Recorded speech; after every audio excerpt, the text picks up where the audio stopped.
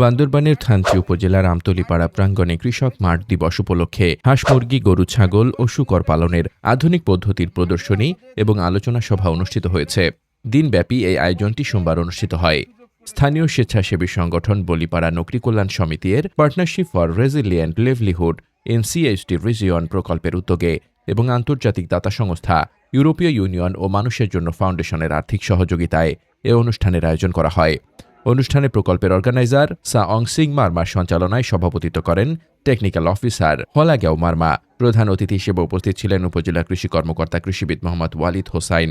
আরও উপস্থিত ছিলেন উপজেলা প্রেস ক্লাব সভাপতি মং বুয়াংচিং মার্মা অনুপম, উপসহকারী প্রাণী সম্পদ কর্মকর্তা মেনসিং ম্রো প্রমুখ।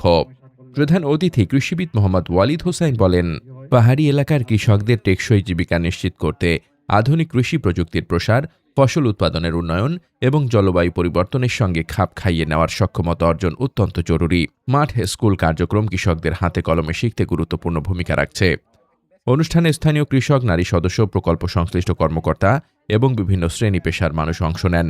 মাঠ দিবসে ফসল ব্যবস্থাপনা, বীজ সংরক্ষণ, বিকল্প কীটনাশক ব্যবহার, কৃষিজ ঝুঁকি মোকাবেলা বিষয়ে বিশেষ আলোচনা হয়।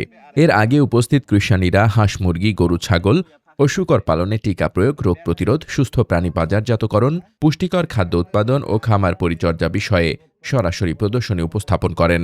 অতিথিরা এসব প্রদর্শনী ঘুরে দেখেন এবং অভিজ্ঞতা বিনিময় করেন। অনুষ্ঠানের শেষে মা দলের 40 জন সদস্যের মাঝে গর্ভধারণকারী মুরগি ও পুষ্টি খাদ্যের বীজ বিতরণ করা হয়। মোহাম্মদ শামীম রেজা, দৈনিক খোলা চোখ।